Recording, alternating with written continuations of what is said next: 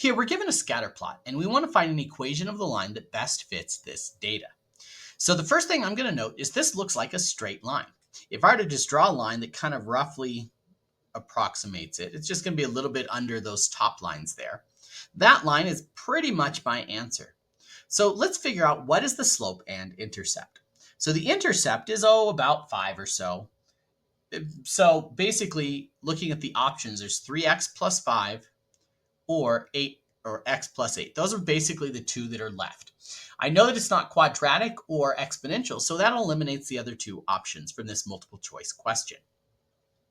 Now, to determine that, I'm looking at this and I'm thinking it's probably going to be the 3x plus 5 because this point I drew right there looks a lot more close to the 5.